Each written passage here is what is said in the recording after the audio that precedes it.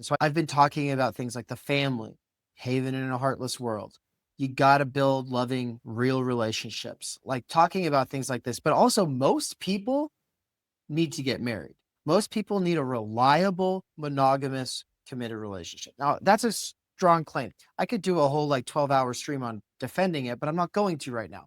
All I'm going to say is I think that that's the case. I used to be polyamorous. I tried it out for 2 different phases of my life. They were very, very different phases of my life. And so the first time it was very like fuckboy energy.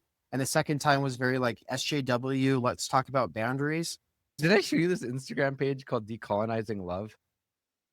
No, no. My friend sent Oh, me this no. shit. I thought it was a parody. It looked like a fucking parody making fun of polyamory, but it's like a real thing No. that teaches people how to be polyamorous and like how to conduct themselves. And it looks like a parody, but it's called Decolonizing Love. And it's like, so if with your third boyfriend or your third girlfriend, it's like set the boundaries here and make sure that the other person doesn't get it does all this cope to get around the fact that like human nature ain't built for this, bro.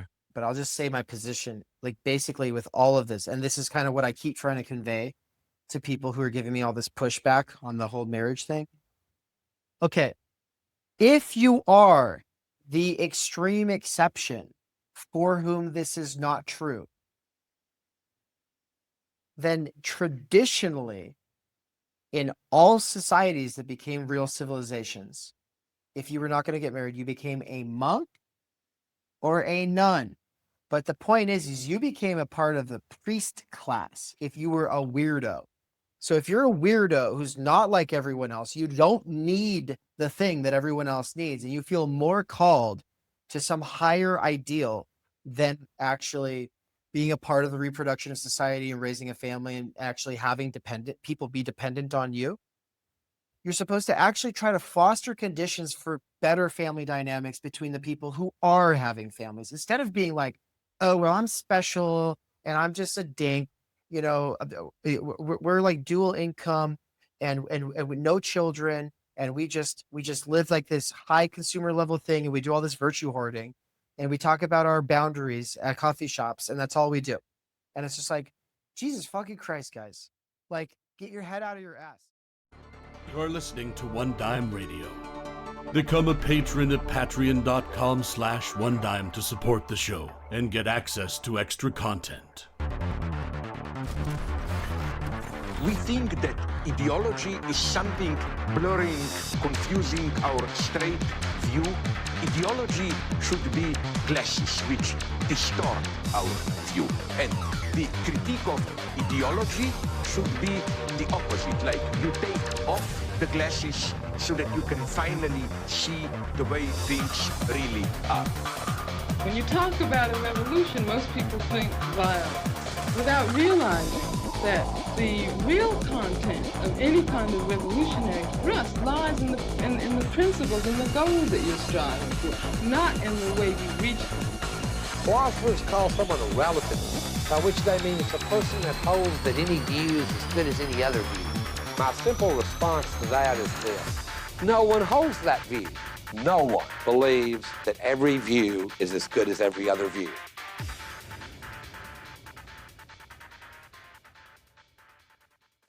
Welcome to One Dime Radio FM. Today, I'm here to host underground rapper Dave McCarricker to spit a hot verse, for his album called Theory Underground Volume 1. And his verse is going to be on Post-Class Fractured Mass. And he's been, right. he's been putting the bars together to deliver something very special tonight. If you haven't known Dave yet, and you've been listening to One Dime Radio for a while, you know what? Go pause, go check the old episodes I have with Dave on Timeenergy. We talk about his book. He's an underground theorist. Well, there's 2 ways of being in the underground. One is like you're down here because you're hard on your luck and you want to act like you're cool anyway. And then the other way is like you're like, oh, I hate the people down here. This place sucks. They're all hard on their luck, but I'm gonna be famous. So that's kind of the vibe, We're a couple underground kings. You're about to show us why, and you're talking about the Post-Class Fractured Mass, which maybe to give some backdrop, you hosted or it was a platypus affiliated society, who hosted a conference called, I forget what it was called, but they hosted a conference in which you were there. Doug Lane from Sublation Media was there. Chris Catrone was there. Benjamin Studebaker was there. Figures who are known to people on this show. And you discussed a bunch of things. And one of the things you discussed is this idea of, what does class mean today? And you talk about this thing called the post-class fractured mass, which I find pretty intriguing. So, yeah, what do you have to bring today, Dave? What makes you so excited to talk about this? Well, I like it because it is a way of taking many different threads of theory and experimentation, something that you could call practice, together. So it's a way of bringing together a lot of my experiences and favorite lines of thought from the last decade into a nice acronym. The term PCFM, post-class fractured mass, there's a couple things just to say out the gate, right? Disclaimers, because there's people who judge a book by its cover or an acronym by, an immediate application of dictionary definitions. And so a person would say, post-class, what are you talking about? We're not post-class at all. Tony, why do you have this counter-revolutionary, revisionist scum on your channel? I already And I would purged say, those people from the audience, but maybe they'll come okay, back. they'll go make new accounts for sure. But okay, one of the reasons I like to put this disclaimer, this first disclaimer out there, is because when people hear post-class, they go, oh, we're not post-class at all. Class is still like a huge problem. And so the first disclaimer is, of course, class is a huge problem, right? Meaning that we live in a society where the relations of production are based in a certain kind of division of labor that is made to make a certain mode of production work. And it's one that's job centric and it keeps everybody working all the time. And so the last time I was here, we were talking about Timeenergy, right? Large energy infused repeatable blocks of time reliably available between people. That's Timeenergy, and we don't have it. And why don't we have Timeenergy? Well, it's because we live in that job-centric society. It's all focused on the extraction of surplus value, right? And so, that's the way of thinking about it if you want to come at this from an anti-capitalist position, right?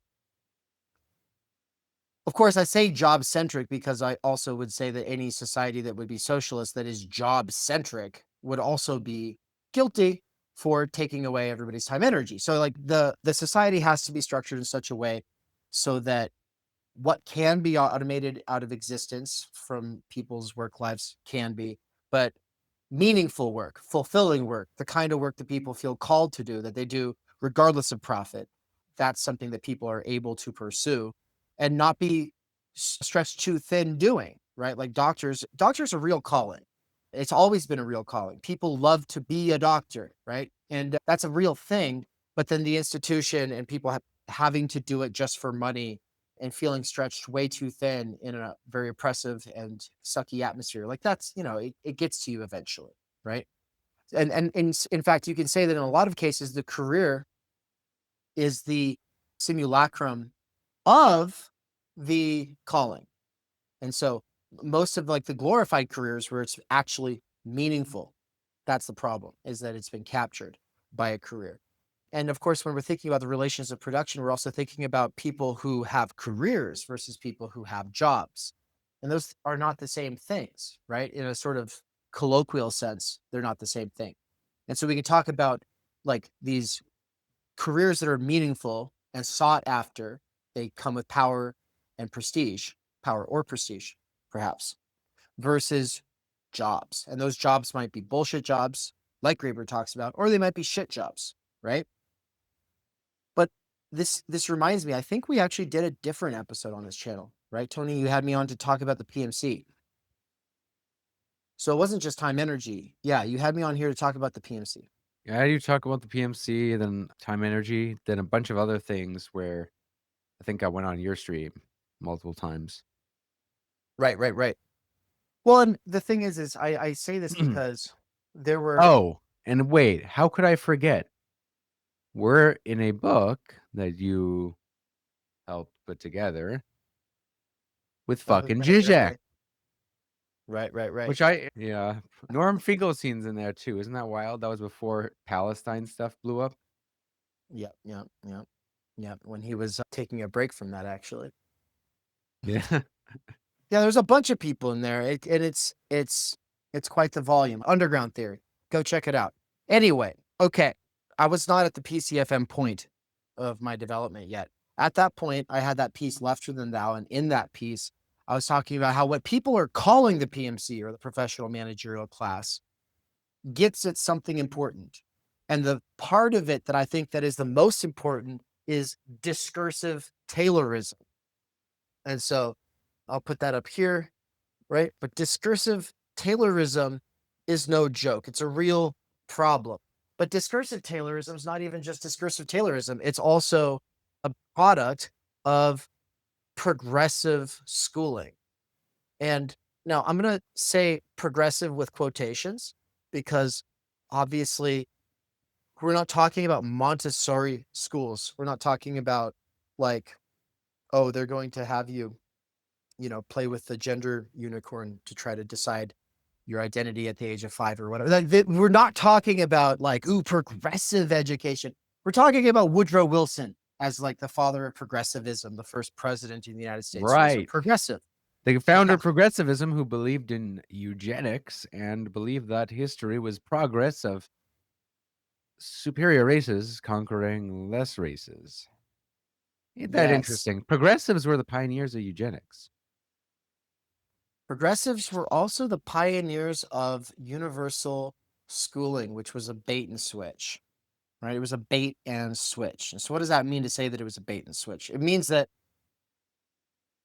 the school was something that working class people knew that they were being excluded from and that they wanted access to.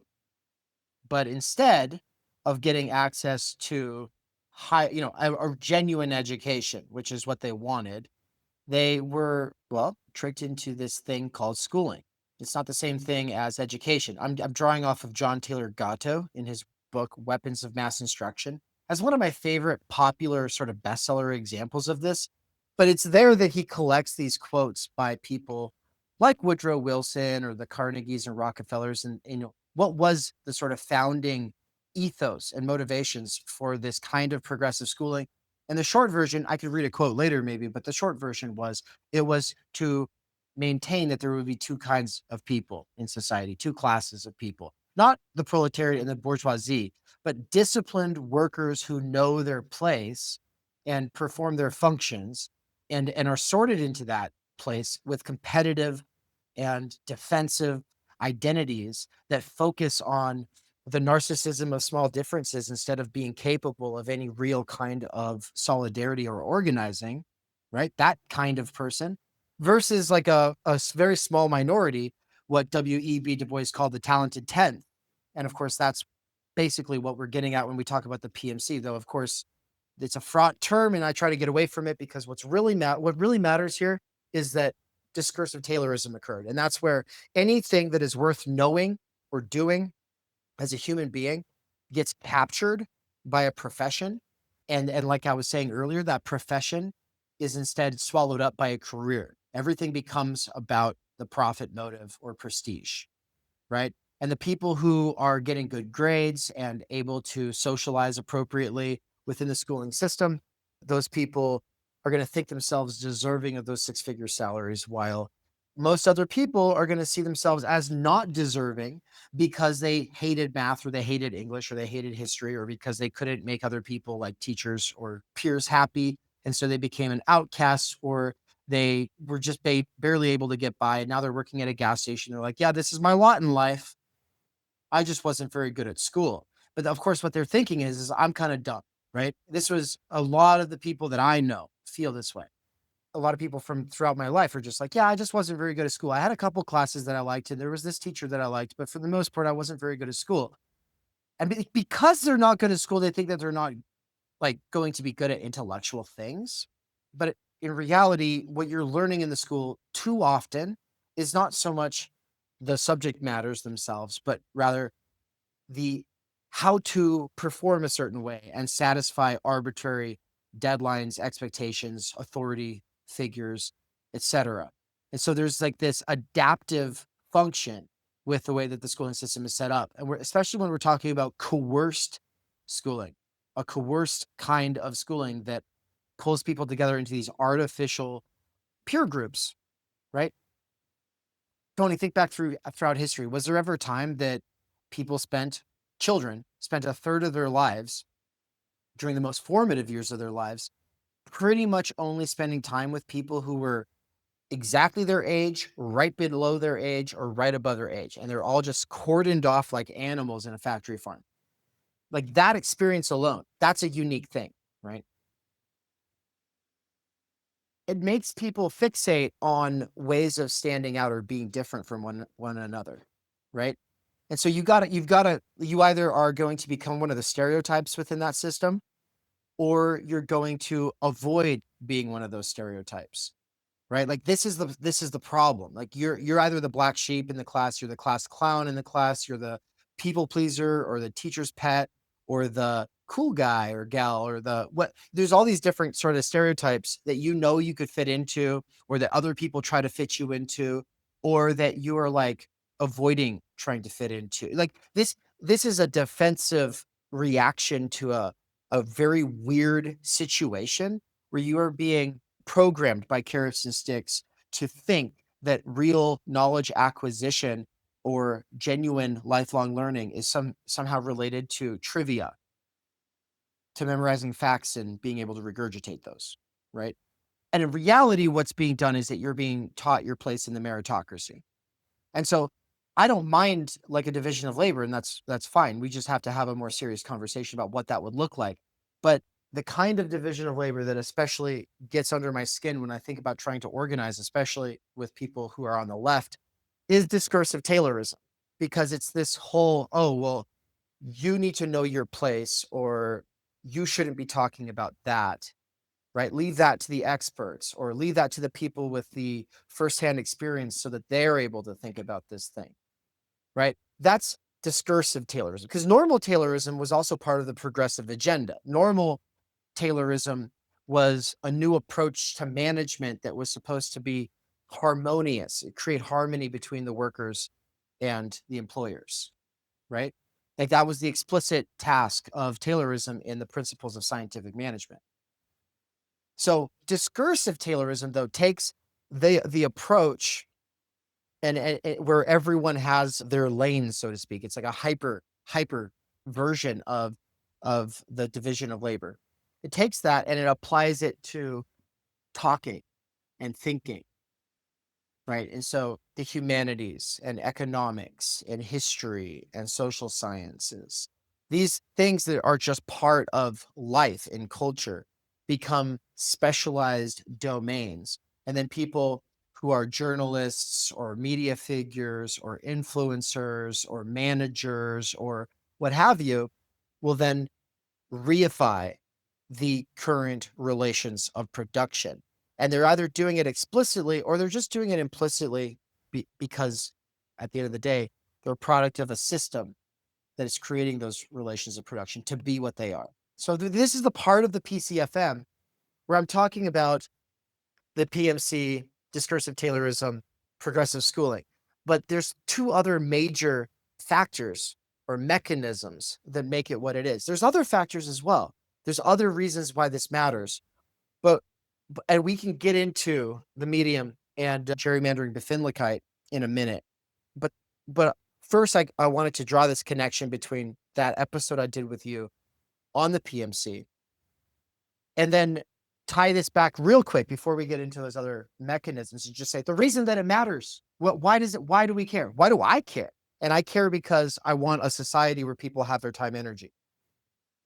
And for us to have a society where we need our time, energy, we're going to have to learn to live differently or organize differently, do things. Stuff will have to change. But if you actually go out there and try to change things, if you actually get involved with people and try to do anything that really matters, you're going to realize really quickly that people get excited and then they overcommit and then they can't really follow through. And it's because they don't have time, energy. They have random bursts of energy where they're like inspired and they're like, I can totally do things. It's like they're on cocaine and they're just like, I can do anything. And it's like, oh, great. Let's make a bunch of plans. So you make a bunch of plans And then like a little bit later, it's like, oh, well, I think we're just going to chill actually.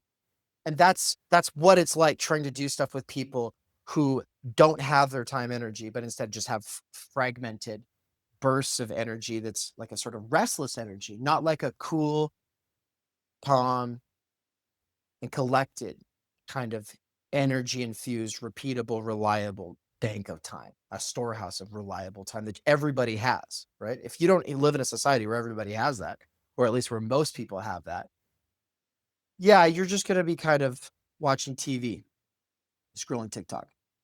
And then by the time you're old and retired and have time, you have no energy. You can't even have energy to sleep with your wife, let alone fucking commit to projects, when you're an old man. When you're an old man, oh, it's coming fast for me. Yeah, the old man thing though. The other thing is that we have an intergenerational breakdown between, well, I mean, between generations. But I'm not thinking in terms of boomers and Xers and millennials and Zoomers and alpha and etc. No, that way of thinking is itself a reification and a product of the schooling system in large part, right? People think of themselves as ages. People think of themselves as these hyper thin slices of the human population. And then they do obsessive, competitive identity formation within that super, super thin slice and see themselves as fundamentally different from people who are a little bit older or a little bit younger. And then the thing is like when people are a little bit older, they're like, I've learned something. Let me tell you, kids, I've learned something. But in reality, they are the products of the structural stultification of their time energy, meaning that they're fucking idiots. And because they're fucking idiots now, they're like, sure that they know a lot because in some sort of sense they do because they've lived, but also society is changing so fast they don't really have much to say, and they never really actually got to spend their time energy developing their talents. They were instead having all of that time energy collapsed into labor power that was being siphoned away, and all they really were was a couch potato consumer tourist outside of the job, right? And now they're like, I'm a wise elder, listen to me, bud. And it's like, oh yeah, sure you are. But the problem is like, you're not better off if you're a kid, right? Or if you're younger. And going back to the platypus convention, we were on this panel with Bill Ayers, the one of the authors of the Weather Underground manifesto, right? And so he's like the archetypical new left guy. He's now in his 80s. And he was talking about how the kids are going to save us, how the kids are the hope. And it's just like, that's where one of the points where I challenged him was like, why, Bill? Why do you guys always say this shit? Why do you think that the kids are going to be the hope? You always put the hope on people who are really bad at thinking long term, even like 3 weeks out from now, much less like a few months, right? Parents are much better at thinking ahead. People who have dependence on them are much better at thinking ahead. But instead, we're looking at college kids and being like, you're going to save us. Okay. And it made sense at one point in time. It made sense because they were being drafted to fight wars that they didn't want to. Well, the draft is gone. The major reason that they could be considered a part of the revolutionary subject by the new left, much less, I mean, whether we're talking the SDS or the Weather Underground, was because of the draft. But there were other factors that they thought, that's the new revolutionary subject. The Black or Vietnamese youth, the Vietnamese youth would be like the person, or the Black youth would be the person. They're obviously going to be the most revolutionary person. So we should organize them, right? And that was the idea. That was the idea of the new left. And I use this in my opening remarks to kind of set my position with the PCFM opposed to the old and new left positions. Because the old left position would be, no, the revolutionary subject is the proletariat. And I'm saying, if you're still using these kinds of, if you're using this terminology of like the children are going to save us or the proletariat's going to save us, you've spent a lot more time in books than you have like out there actually trying to do stuff with people and like looking around and trying to describe reality without ideological blinders shaping everything that you see. And so that's kind of where I want to set this up. PCFM versus old and new left revolutionary subjects. Yeah, to rewind, that's what seems like the kind of impetus for why we should give a shit about this, because it's really ultimately like, on the one hand, is the idea of the working class really still a relevant and applicable concept? And the second is, is there really a revolutionary subject to hold on to? And you mentioned the old and new left, right? The old left being more Marxist or at least socialist, social democratic oriented, really placing the working class as the center of revolutionary radical activity. And then the new left kind of saying, well, that's out of date. What we need to focus on is like minorities, blacks, gays, women, and now trans, Kids. right? Kids, Yeah. they're like students, right? Just kind of searching and searching for the next subject. I feel like right now we're at this point where a lot of the left's new subject is honestly none of those. It's kind of like this vague category of the vulnerable. So, like, the vulnerable is this revolutionary category, which is like basically you are on the side of the left based on how oppressed you are. And that's kind of the Right. new category. So it's because I saw, some say, like, in response to points I was making, by saying, well, those aren't actually like the most vulnerable people. The most vulnerable people are these people. And I heard that made against the trucker convoy in Canada, which is like, actually, no, they're all reactionary because, they own a truck. The real people who are vulnerable don't own a truck. And it's like, well, with the revolutionary class, right? I want to maybe say something that will contextualize, which I'm not exactly sure what you're Yeah, about to yeah. say, but your hypothesis about where we are now with regard to this question of class. But like, I just want to clarify for the audience, like, remember the reason why Marx thought the working class was revolutionary class in the first place. It's not because he thought they were like good or something. They were just intrinsically good. It's because they had the interests and the power to change things. Yeah. The raw power. They were organized in factories. They had numbers. They could withhold production. They could put the economy at a stop. That's why he thought they were the new revolutionary class, not the bourgeoisie, who did have the power, but no longer had the interest to continue the revolution and actually make bourgeois ideals realizable, like freedom, liberty, etc. So when like the working class doesn't have power anymore, are we in a new situation where we have to rethink that entirely? And if it's about power and interest in actually facilitating change, is this category of like, I don't know, the vulnerable or a coalition of minorities or whatever, is that like useful for forming the basis of political change? I don't know, beats me. But I'm curious to It hear what you it have to say with sta- regarding where we are now.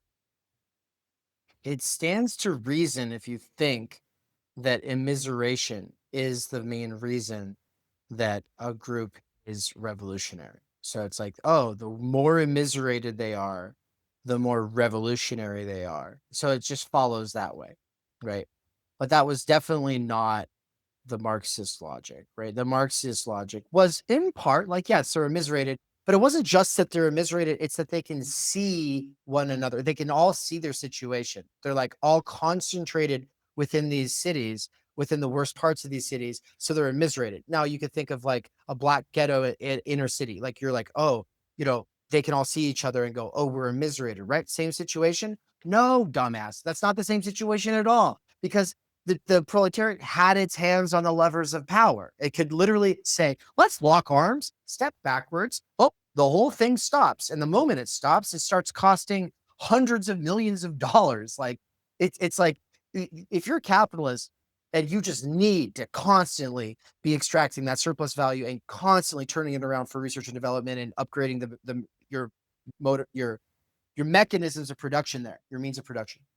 If you need to be constantly turning it over in order to stay afloat, and then your workers step back and the whole thing just stops, oh, it's like a heart attack. Like this is really, really, really bad. You better try to make them happy as fast as possible.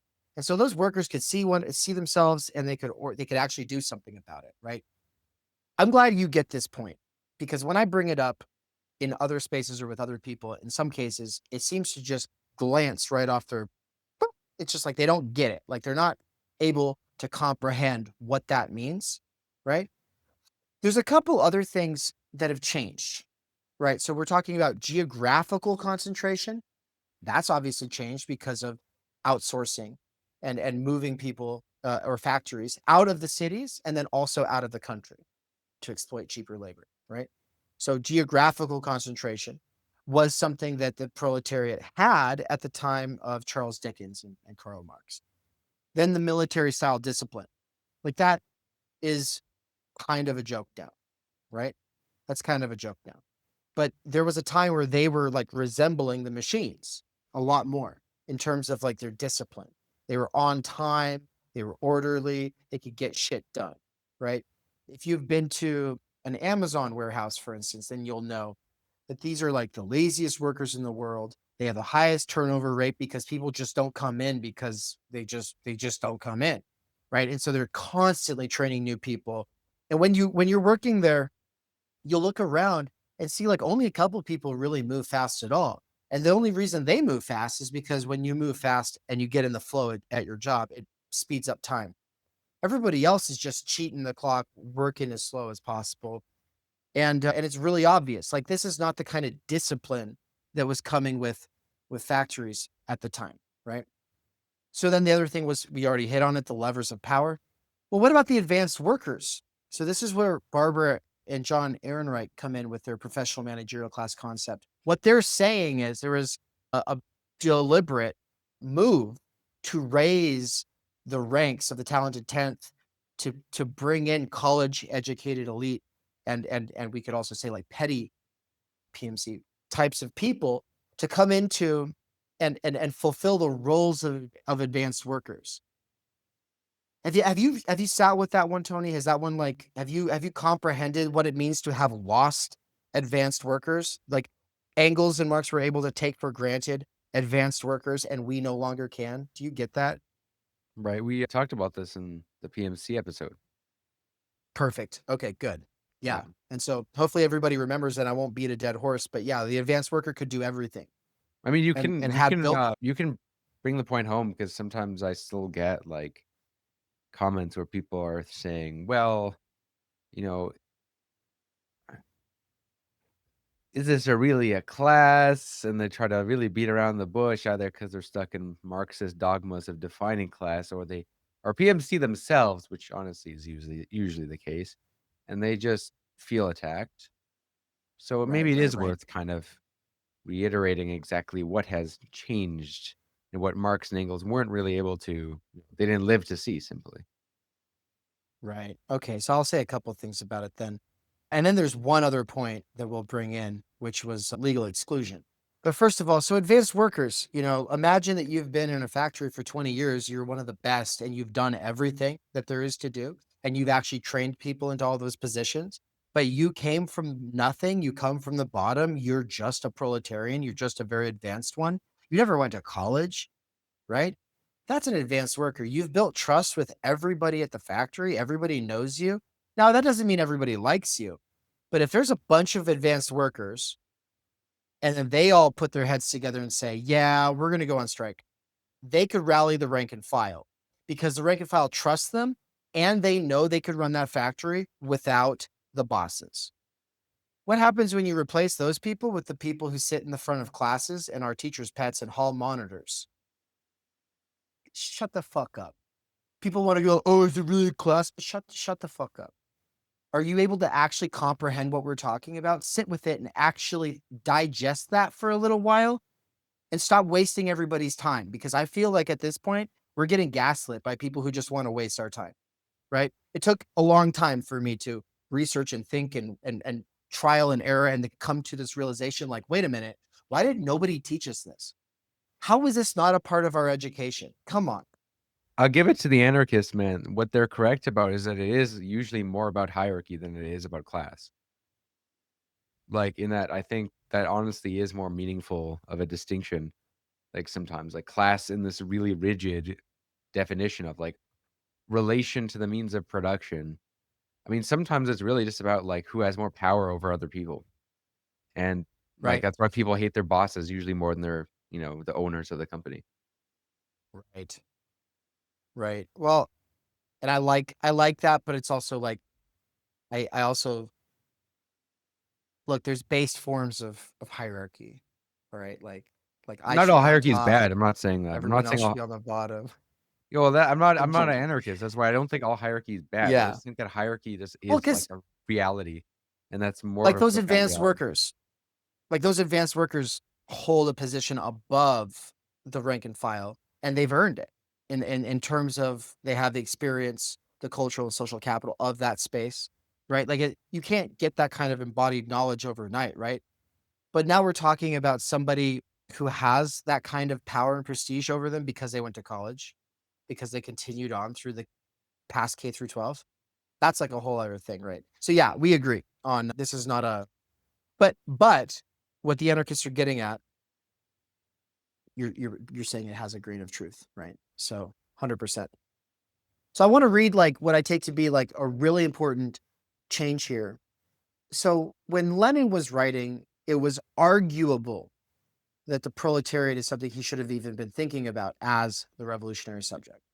And it's arguable because it wasn't even the case anymore in Germany. Now we could say maybe it was, and there were other things that went wrong in 1919. We could do this thing. We can do this thing. Right. But I'm saying it's arguable. It was Yeah, no, not of course. arguable at It the was time of argued Marx. because it was Yeah. argued. That's Right. Bernstein's whole point, right? Like Right. Edward The voting. Bernstein is like, guys, like when Marx was writing, he said there was a dictatorship with bourgeoisie. There actually was. Like workers couldn't vote. Now they can vote. And before they didn't have the freedom to organize and really participate in this thing called democracy. Now they, do, at least till they didn't, right? But and they really don't. I mean, like meaningfully due to structural limitations. True. But like I guess, he was saying like how wage increases were making workers less likely to rebel. So like the more advanced countries were less inclined to revolution rather than the other way around. Right. He was like one of the first people to make those arguments, right? Yeah, and he got a lot of shit for it. And we could say that Bernstein was in part correct about his diagnosis and then probably just like way off with the solution, which was, hey, you know what? Capitalism will be okay, guys. Like we just need to vote. I mean, I'm being overly simplistic, but you can see why people like Lenin and Luxemburg were so put off by Bernstein, right? Of course. And so Yeah, the his thing illegal is like let's exclusion vote was in socialism eventually and like reform it, right? It's like exactly. Yeah. Okay. Sure. Right. So we've gone over the geographical concentration that is no longer the case, the military style discipline that's no longer the case, the hands on the levers that is no longer the case, the advanced workers that is no longer the case, and the legal exclusion, which is no longer the case, which, by the way, is the same with almost every civil rights struggle. Duh. Because at the point that they're no longer legally excluded, they are de-radicalized. Duh. Why do we have to talk about this still? Well, because we've been getting gaslit by people who are just dogmatic about a book that they read and they're not thinking about what's changed since that book was written, right? And so bringing it back to, I was saying at the time that Lenin was working, this was a debatable thing, but let's go back to State and Revolution when he said, while the bourgeoisie break up and disintegrate the peasantry and all the petty bourgeois groups, they weld together, unite, and organize the proletariat. Okay. That's no longer the case. So it's arguable that it was the case at the time that he was writing that. It's definitely not the case anymore. They do not weld together the proletariat. They do not unite and organize the proletariat. In fact, there's a kaleidoscopic splintering effect that is doing the exact opposite of that welding and uniting. And then people will come along calling themselves materialists, but then blame identity politics. They'll be like, oh, it's petty bourgeois identity politics. That's the reason. That's the real reason that we don't get to be welded together anymore. We're divided by input. And it's like, you just called yourself a materialist. What you're talking about is that it's the ideas in our heads that we're going around talking about and seeing the world through that are keeping us divided. you got to pick, man. Yo, If I you're had gonna this. go I around calling had yourself this. a materialist.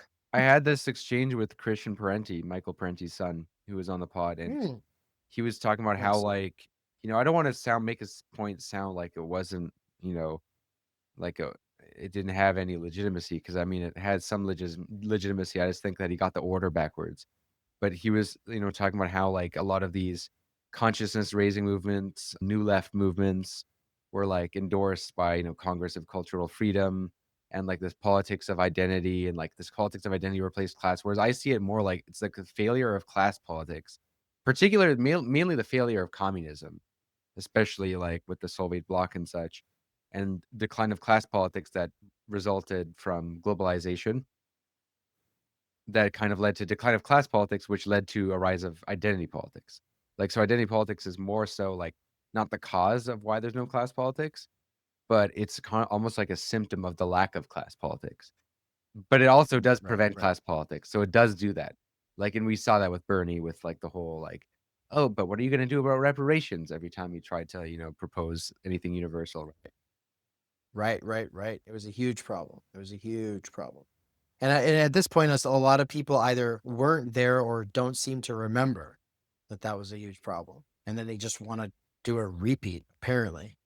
Like 12,000 people here in Nampa, Idaho, right outside of Boise, Idaho, just showed up for a Bernie and AOC rally like a week and a half ago. And I'm seeing some of my old friends posting about how we are the 99% and we need class war. It's neither left nor right, it's class war. It just, they sound like they think nothing has changed since 2016. Like, we didn't just do that twice. Come on, guys. Like there's nothing more demoralizing, I think, than going through that kind of burnout, except for seeing that other people who were sitting on the sidelines but wearing the shirt but not even attending things are still like acting like it's going on.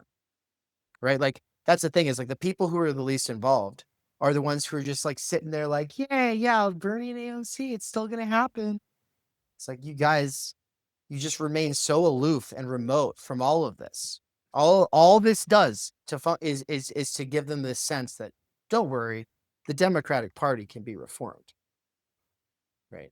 Which is what a lot of leftism is about.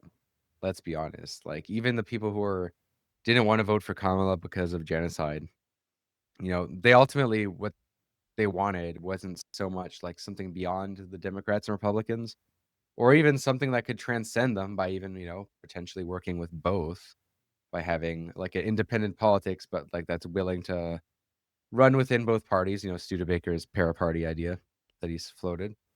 Like, not even that creative, not even anything like that. It's really just like, can we just get a better guy for the Democrats? That's what it's about. I mean, it's like, it's so tied to the Democrats, which I find funny, because in America, like, I get it with the Labour Party in the UK, because the Labour Party at least has a history of being like a workers' party. It really was. I mean, it did used to even call itself socialist. Democrats, like, not even used to be. I mean, like the right and left aren't even monopolized by the Republican Democrats. Like, it's the American left's so stupid, dude.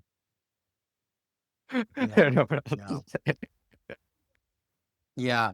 I mean, well, that's the only thing Canadians get to enjoy besides maple syrup, is being not Americans. You get to sit there and, Well, at least we have it's a fun, right? party. Because it's like, Our party sucks donkey balls. The NDP sucks donkey balls. But like, at least they have, like, there was a party for the left, right?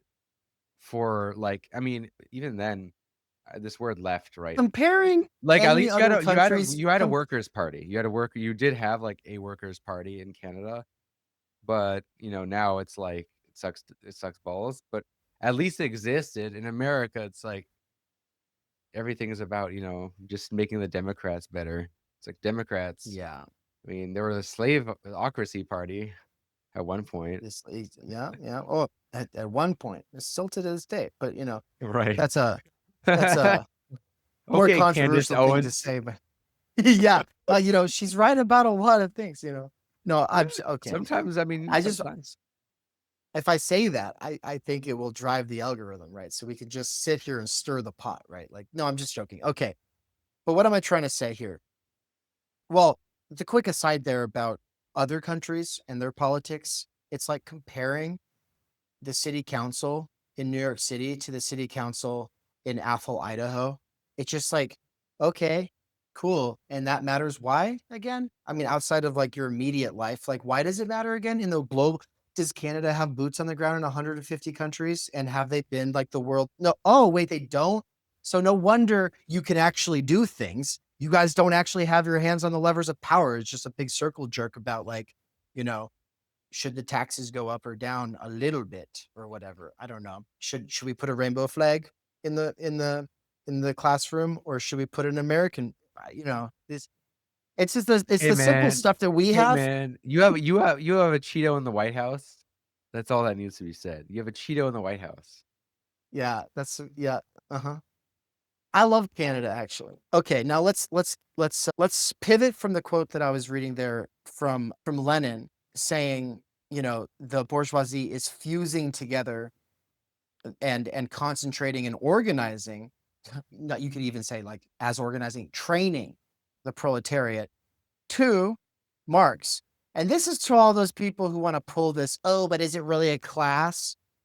Marx doesn't just think there's two classes, folks. I mean, you got to actually read and read outside of your little sectarian cadre, because like they're not going to like let you really read it. It's like reading with Baptists. If you're trying to read the King James Bible, it's like they're going to be like, oh, jump to this verse, jump to that verse, jump to this verse. Here, actually, don't even hold the Bible. We'll just hand you a sheet that has like the most important quotes, and then there'll be like little homework assignments on it. Like that's how a lot of these sectarian organizations work. And then they want to come along with these rock hard like quotes about like this is actually how class works. And it's like, well, the thing is like Marx was aware that you can be in a thing, but not for a thing or whatever. Like the class in itself is not necessarily class for itself.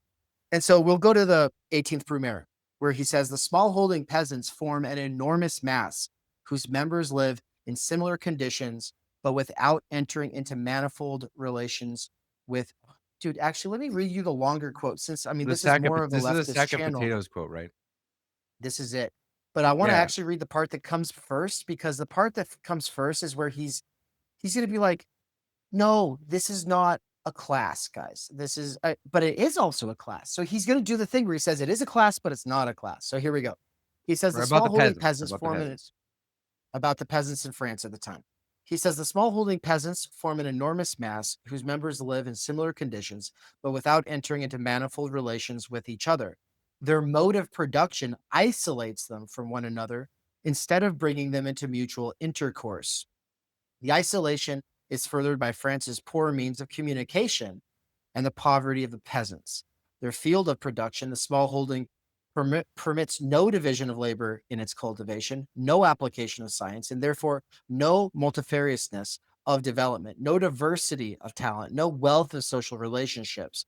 Each individual peasant family is almost self-sufficient, directly produces most of its consumer needs, and thus acquires its means of life more through the exchange with nature than in intercourse with society. A small holding, I'm almost done. The small holding, the peasant and his family, beside it another small holding, another peasant, and another family. A few score of these constitute a village, and a few score, and I think a score is 20, right? A few score villages constitute the department. Thus, the great mass of the French nation is formed by the simple addition of homologous magnitudes, such as potatoes in a sack form a sack of potatoes.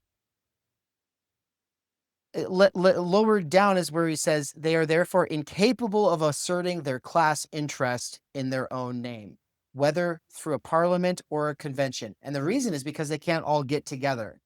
Right. Okay. Yeah. Are American workers capable of all getting together? No, they're going to use smartphones on the internet invented by the CIA. First of all, that's how they're going to communicate. In a lot of ways, our situation is the opposite of this situation with these peasants. It's their mode of production that is the same, but at the same time keeps them dispersed. Well, our mode of production definitely kind of keeps us different. It also kind of keeps us dispersed, but it's more our mode of consumption that keeps us dispersed. And this is where the medium comes in. This is where Marshall McLuhan has to evolve through Neil Postman and Baudrillard so that we can think about how it's not going to turn into the global village that he was predicting. There's a kaleidoscopic effect that is fractal in nature that isolates people into the niches of identities. A swarm as opposed to a mass, as Byung-Chul Han called it, right? What you get in the digital sphere is not so much a mass of crowds of people, which has its negatives and positives to it, but you get a swarm, a bunch of like individual bees just making nothing but noise, but ultimately,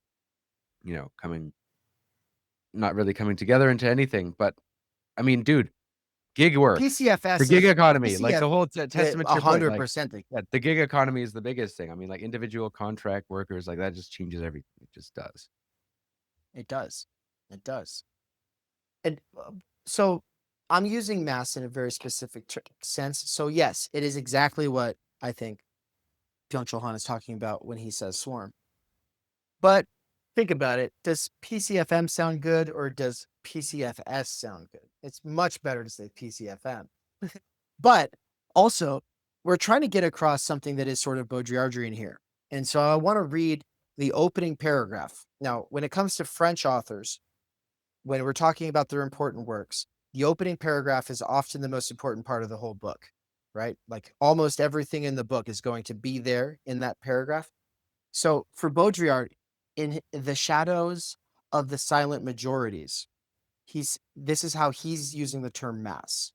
And this is how I'm using the term mass. He says the whole chaotic constellation of the social revolves around that spongy referent, that opaque but equally translucent reality, that nothingness, the masses.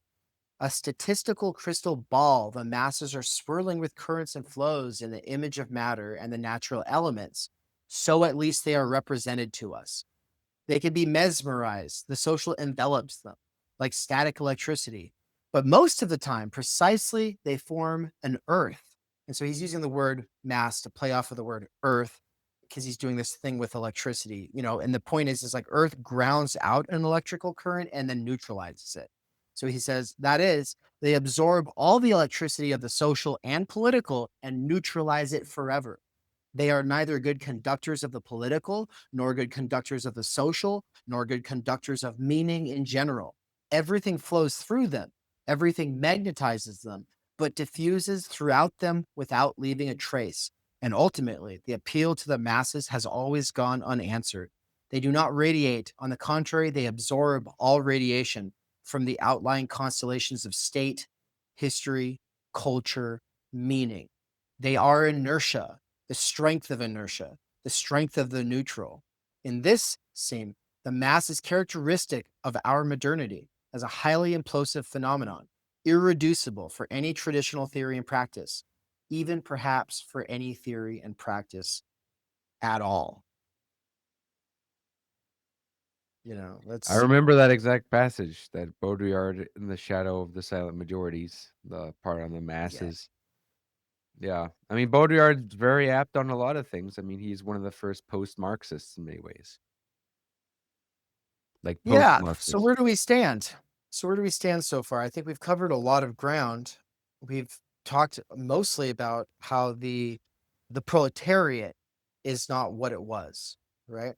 And then we touched on how the minorities that are still fetishized by student radicals today have enough legal inclusion to de-radicalize most of the people belonging to these sociological categories. So outside of that, it's like, what? Where's the revolutionary subject now? And that's not to say I'm not out here trying to say, hey, everyone, give up hope. There is no revolution. I'm not. I mean, maybe we could have more things to hope for if we did give up that in particular, Right. but who knows? Well, you're touching on the theme of one of my mentors, Asad Haider's whole project, which is what is emancipatory politics after Marxism? Because he's post-Marxist as well. He a lot of these debates went through. But before I get into that, because he brings in Badiou a lot, and Badiou has a certain answer to this in a certain book called it's called Can Politics Be Thought, which deals with like this sort of like how does one abandon the dogmas of Marxism without abandoning an emancipatory politics, period? How does one be post-class without being post-politic, right? These are questions, but that kind of might take us in a somewhat different direction. So I kind of want you to, finish saying whatever you need to say and points that need to be made before I bring that to the discussion. Well, I think we're like nearing the paywall jump where people are going to want to be there for the second episode where we'll actually get into what is to be done. So here we are just spreading, I'm not spreading anything. We're dumping the bucket of ice water on the heads of the people who are out here just yelling, yeah, the revolution, woo, proletariat. And we're saying, no, guys, you actually have to think if you don't want to waste a lot of time and waste other people's time and make yourself look like a fool. You're actually going to have to think. And people go, we don't have time for that. Just put your bodies out on the front lines. And it's like, cool. Keep making yourself look stupid. Keep wasting everybody's time. Come on. This is hypostitional politics, right? So hyperstition is when you hype up some idea, you make some fiction a reality. But hypostition, it's a term Nancy and I came up with that has to do with you're doing the opposite of the thing that you want. You're trying to hype up the thing that you want, but it's having the opposite effect. Right. So, if people, I'm not trying to say anyone should ever stop doing what they're doing, but I am saying once you burn out doing what you're doing, there's different directions that you can go with theory. And some of them are very self-defeating feedback loops for self-hating, prideful people who will continue to isolate themselves off from loved ones and sit in self-righteousness and misanthropy. And that's a very bad circuit to be in. And theory is a great facilitator for that mode. And so if you burn out on praxis and then you turn to theory, yeah, you can just kind of climb inside your little hermit shell and scurry away under a rock somewhere. And this is like the niches in the post-class fractured mass, what we're talking about. Everyone's in their niches. And so a couple of things I want to hit on and close.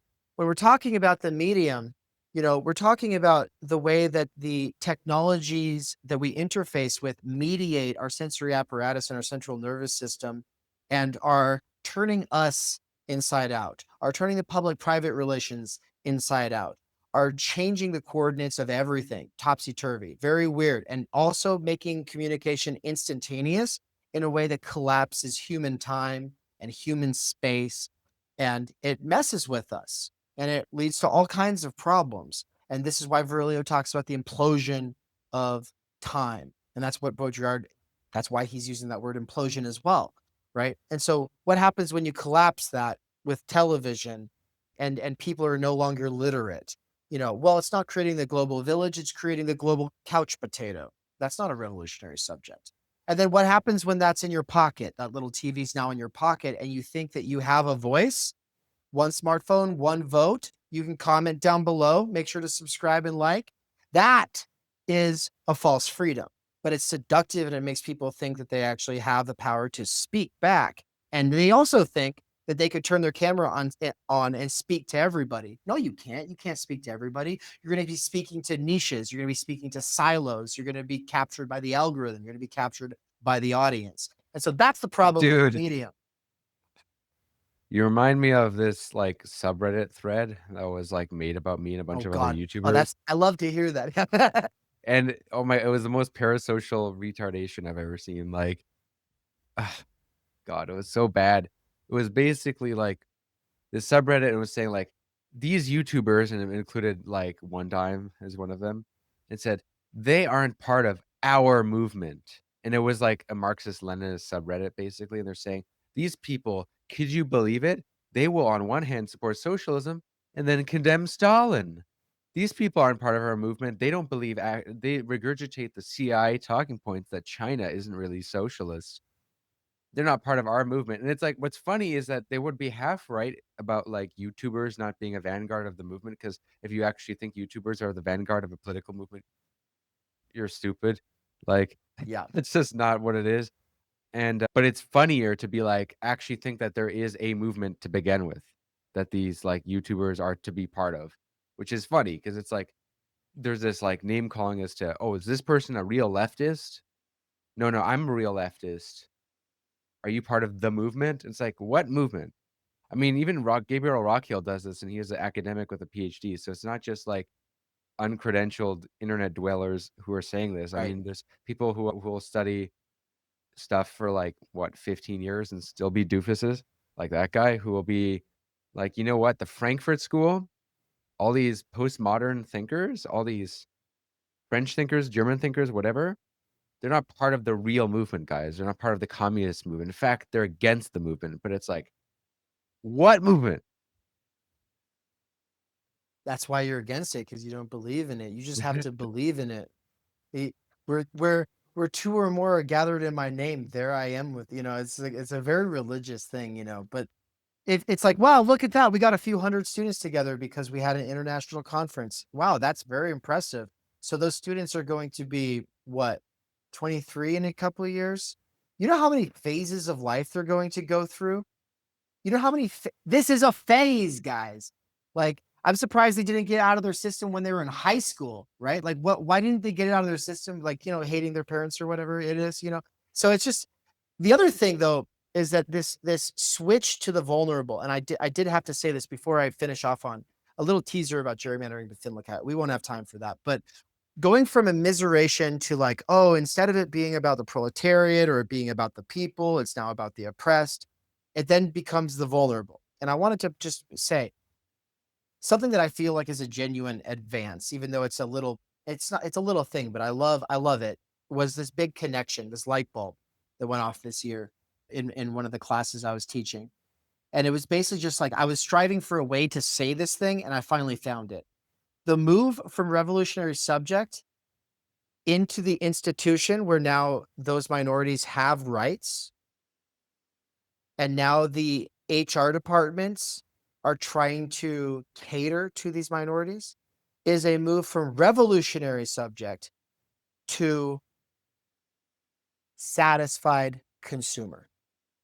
And in that transition, the satisfied consumers that need a little bit more attention than the other ones are who we're looking for. It's not about who's the most immiserated because they're going to be revolutionary.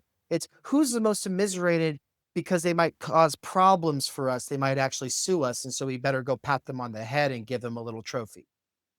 And it's very, it's a very crass way to say it, but I'm trying to be blunt and I'm trying to be fast. And so that's the move right here. Revolutionary subject to satisfied consumer. Some consumers need a little bit more attention to keep them satisfied. That's the point there with intersectionality. Oh, well, that person needs more satisfaction. We better work a little bit harder with them, right? But this also obviously does, even though I dunked on identity politics, or the people who critique it, I mean, it does actually feed into the kaleidoscopic identity formation thing where everybody's being atomized and polarized away from one another. And so the last bit about that, so it's like you come through a schooling system that teaches you this hyper competitive sort of defensive identity complex that thinks it's deserving poverty or a high salary, and that everyone should stay in their lane. And then you have the global village in your pocket, but actually it's fracturing you into the niches. Okay. And then there's gerrymandering Befindlichkeit. And the very simple way of saying this is basically just like, think of dispositions. Okay. Now, Befindlichkeit's a German word. There's a reason why I want to use it. We could do a whole episode on that. I would have to explain a bunch of stuff from Heidegger's Being in Time. The short version is just that people have fundamental dispositions that make them predisposed towards certain kinds of attunement or modes of attunement in the world. So you can think of a person who's prone to temper, a person who's just like carefree and joyous, a person who's very closed-minded, a person who's very open-minded. These are dispositional complexes. Now, it might not be in their genes, it might be nature, or it might be nurture. I don't care. I'm just saying that the human population has a guaranteed, reliable sort of demographics of people with different dispositions. And then the parties cater to people with different dispositions. products cater to people with different dispositions. People form their personalities and their fundamental identities on the basis of their dispositions. And you're actually and for it to be gerrymandered, you're being forced, because of the high school situation mostly, to take a resolute stand on what's made into a mutually exclusive side of a bifurcation of human spirit. So take gender. I'll explain it. So take gender, masculine versus feminine. You have aspects of yourself that are masculine. You have aspects of yourself that are feminine. And you're being told you need to take a stand on one of those to the exclusion of the other, right? And so people react against that, right? People react against. I've reacted against that with genderqueer kind of ways of being. And it's like, yeah, well, you want to because you're being told to take a side. What are you talking about? Take a side? That's ridiculous. Same thing goes for like how we think about time, progress versus the past. There's people who like to think about the past. There's people who like to think about the future. And you're basically told to make that your politics. Choose a side, past or future. When a whole human being, a real human being, or a real human civilization or a culture is going to obviously be studying the past, planning the future, and doing that in the present. Instead, we break it. Oh, there's reactionaries, there's progressives, and then there's like sort of liberal conservatives like in the middle, in the present. Okay, that's another version of this gerrymandering of dispositions, what I'm basically getting at with Befindlichkeit. And then finally, I would say it goes much further. You can have a fundamental disposition that has you prioritizing a certain way of thinking that could be described as free will, as opposed to determinism, or even in more extreme cases like destiny or fatalism. So you have like these dispositions toward philosophical positions, these dispositions towards different ways of being in the world. And it's, instead of being like a whole human being that's able to think about these things, you're actually being forced to choose a side and make that your identity. And you're not actually being forced. No one's holding a gun to your head in the schooling system and saying, you have to do this. But when you're surrounded by a bunch of people your age and you don't live in an actual intergenerational context where people are doing practical things, you form this super defensive and competitive meritocratic identity. And so these are the three main mechanisms of the post-class fractured mass that I like to talk about these days, because I think that they're left out of the analysis most of the time by everybody else. But there's other ones like the structural stultification of time energy and how that leads to functional illiteracy and how that leads to a genocide of voice. And that would be a whole other episode. There's all these other things that we can get into with this, but there you go. That's a basic little crash course on the PCFM. I feel like there's something there you should probably reiterate, just because that was a whole lot. You just threw a lot of things at us. You just threw in Heidegger, you just threw in a bunch of things, and it's like, whoa, man. You're right, though, that I was going fast there at the end. And as soon as you start bringing in jargon like Befindlichkeit, it's like, okay, gerrymandering itself is not a word that everybody understands. And so, yeah, I didn't want to have to unpack it all slow like. And so what I did was I said, look, we can think about Befindlichkeit as dispositions towards certain modes of attunement, which is basically like your moods. And different people have different dispositions. If you have siblings, you know how different people can be. We're talking about a fundamental difference in disposition.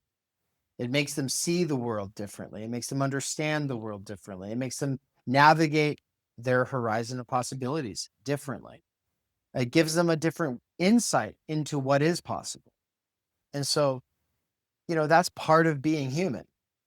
But what happens when we get hyper defensive and competitive at the level of identity formation when you're going through puberty, especially?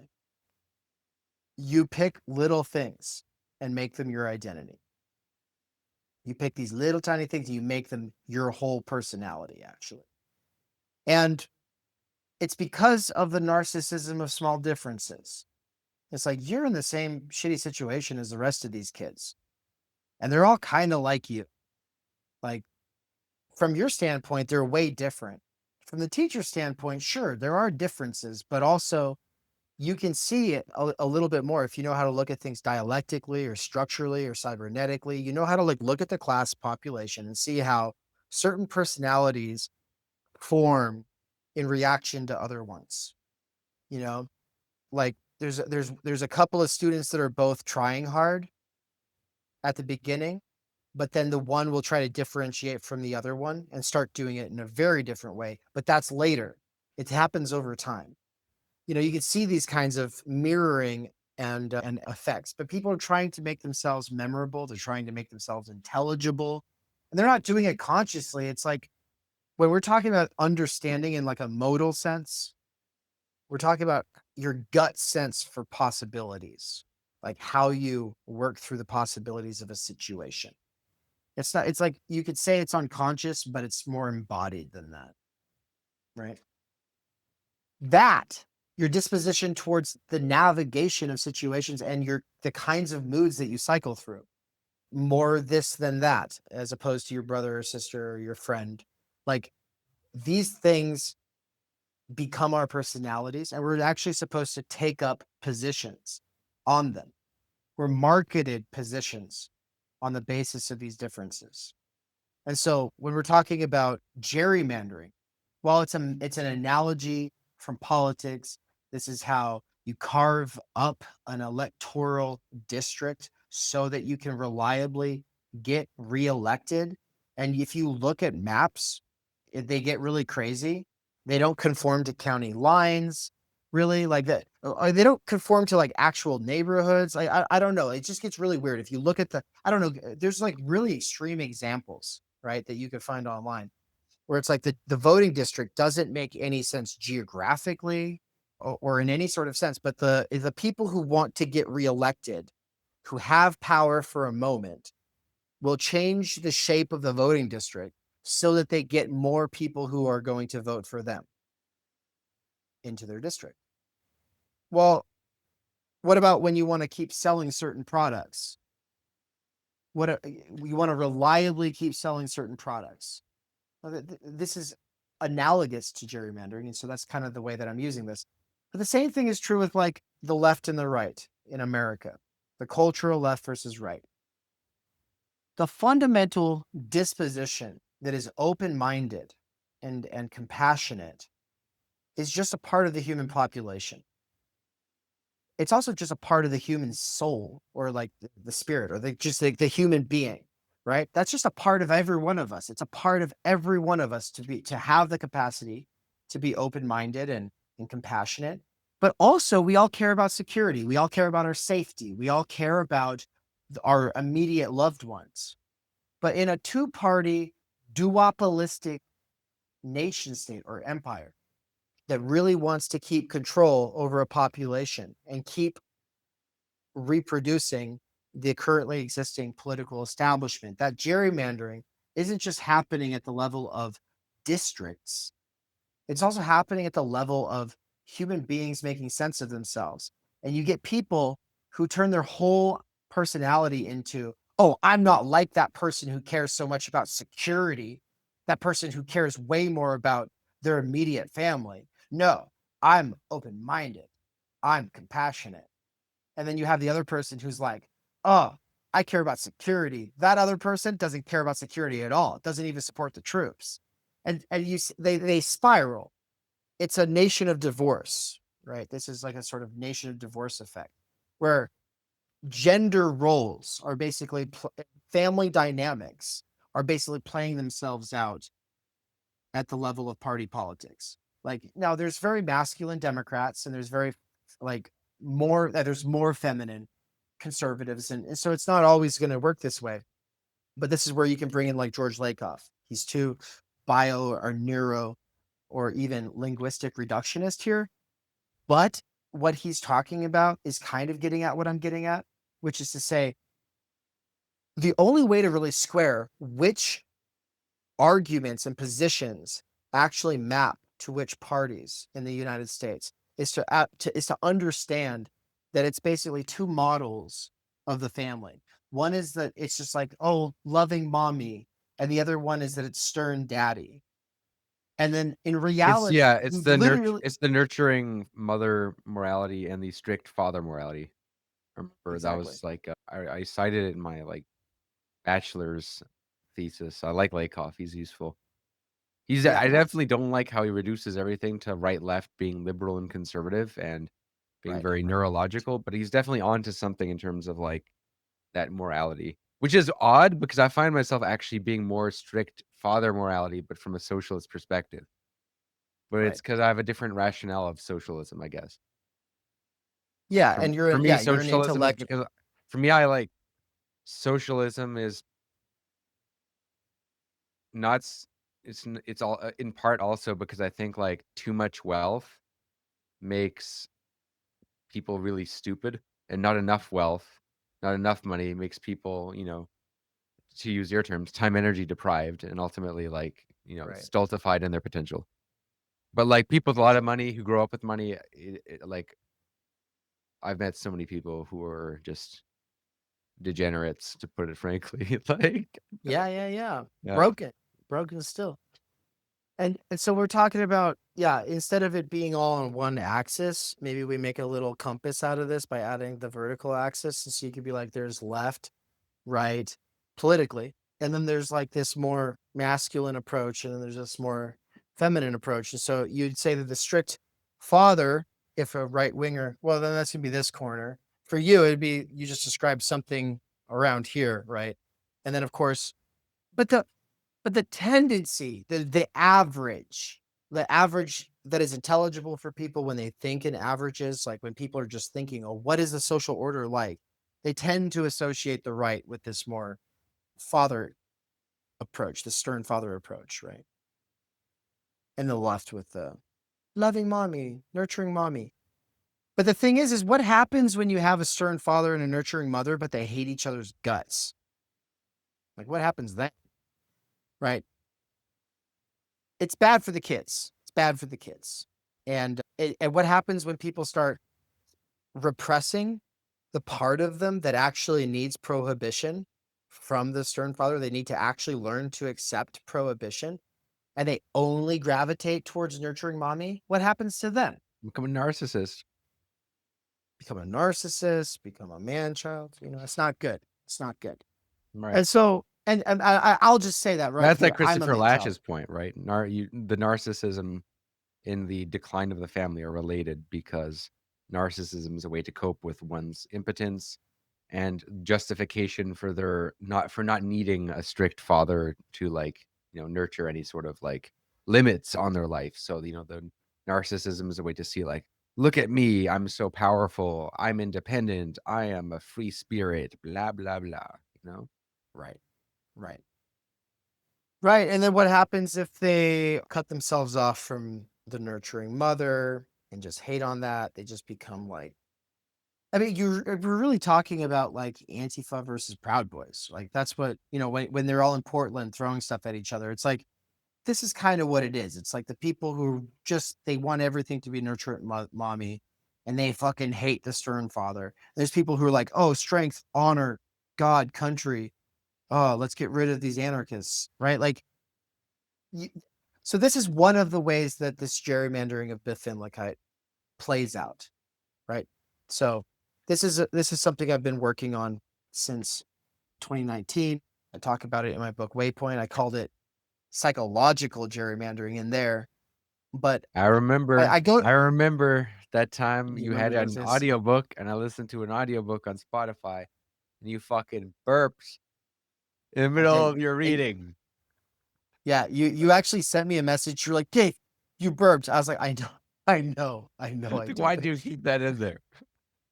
Because I'm not going to go through things and edit. I don't care.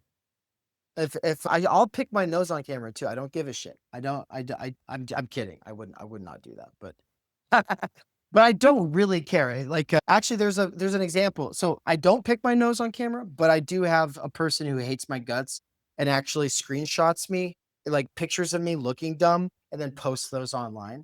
Like just because this person considers himself my enemy. He's like some 42-year-old who lives in Australia, and this is what he does. And it's like, cool, dude. I don't give a shit. Like, I don't live in fear of someone trying to catch me out of context. I can always defend myself in the present. But burping's a thing. We all do, you know, so. Also, AI wasn't there yet. Now AI can help. Like, it can actually get rid of that kind of stuff. Yeah, you can clone your voice and have it read your audiobook in your own voice through 11 Labs. I've tried it. That's It's sick. not, admittedly, not that good. It will get better. I'm sure it's going to get better. But I found, like, I tried to use it, and then it took me longer to actually get it to sound good than it would have been to just record it. It's going to be a matter of time before any book that you want to listen to on Spotify or Audible will have a voices option the way Speechify does. And then anybody who's spent a lot of time on the internet talking, AI will be able to grok that shit out just fine. And then, so I could select the one dime voice, and then you'll get a few pennies every hour that I listen to it. And so if there's enough people picking your voice to listen to books, you'll be able to retire, and it's going to be great. So we just need to prepare to retire. So in the back room, I wanted to talk about a few things. One is, like, where do we go from here? Because this is kind of a black pill, you know, like, seems to lead us to the abyss. But, you know, this is not that big of a surprise to me, in that a lot of these issues came up with my mentor's work, which is, like, you know, how do you envision politics in a time where, you know, the presuppositions of Marxism. And I also just want to catch up with you in general and talk about AI, see if you've been pinging in the AI rabbit hole. I've been in the AI rabbit hole a little bit. So if you're not part of the Backroom already, you get access to over 60 exclusive episodes, and, you know, just for the cost of less than a coffee a month, really. And you get all that, and you get to get all these behind the scenes conversations, and you get to support this show, and you get to make what I do possible, because it would not at all be possible without Patreon. So yeah, see you in the back room. My only hope is that when enough people become pessimists, then out of despair somebody maybe does something. But you know why I also like to be a pessimist?